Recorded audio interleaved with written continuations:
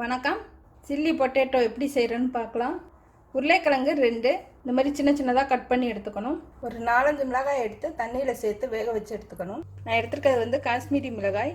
இதில் காரம் இருக்காது, நிறத்துக்காக எடுத்திருக்கேன். இந்த மாதிரி அரைச்சி எடுத்துக்கினா போதும். குடை மிளகாய் பிடிச்ச நிறத்தில் எடுத்துக்கலாம். 4 பல் பூண்டு பொடி பொடியாக நறுக்கி எடுத்துக்கணும். 2 பச்சை மிளகாய், 2 காஞ்ச மிளகாய், பெரிய வெங்காயம் சின்னதாக நறுக்கி எடுத்து வச்சுக்கணும். குடல் மிளகாய் சின்ன சின்னதாக கட் பண்ணி எடுத்துக்கணும். இதில் ஏதாவது ஒரு நிறம் சேர்த்தாலும் போதும். Chilli sauce 2 table spoon, tomato sauce 2 table spoon, soya sauce 1 table spoon, vinegar 1 teaspoon, சோள மாவு 1 டேபிள் ஸ்பூன் அளவு தண்ணி சேர்த்து கலக்கி எடுத்துக்கணும். வெங்காயத்தால் தேவையான அளவு, அரை டீஸ்பூன் மிளகுத்தூள், தேவையான அளவு உப்பு, எலுமிச்சை சாறு 1 டீஸ்பூன் அளவு, சோயா சாஸ், இஞ்சி பூண்டு விழுது, அரைச்ச மிளகாய் சாந்து நல்லா கலந்து விடணும். சோள மாவு, கொஞ்சமாக மைதா இல்லைன்னா கோதுமை மாவு சேர்த்துக்கலாம். நல்லா கலந்து விடணும். ஒரு அரை மணி நேரம் ஊற வைக்கணும். உருளைக்கிழங்கெல்லாம் பொரிச்சு எடுத்துக்கலாம்.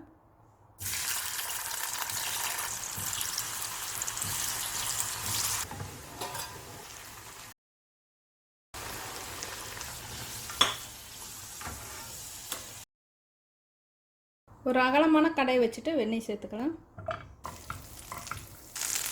காஞ்ச மிளகாய், பூண்டு, பச்சை மிளகாய், வெங்காயம், மிளகாய் சாந்து இந்த நேரத்துலேயும் சேர்த்து வதக்கிக்கலாம். உருளைக்கிழங்கு சேர்த்ததுக்கப்புறமும் சேர்த்துக்கலாம்.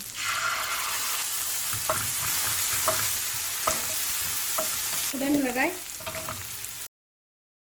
Chilli sauce, tomato sauce, soya sauce, vinegar.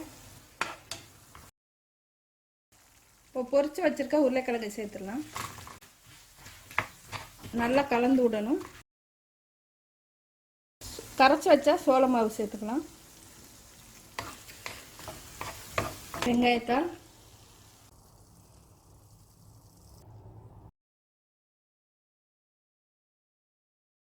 அடுப்பு ஆஃப் பண்ணிடுறேன். இப்போ சில்லி பொட்டேட்டோ ரெடி ஆயிடுச்சு.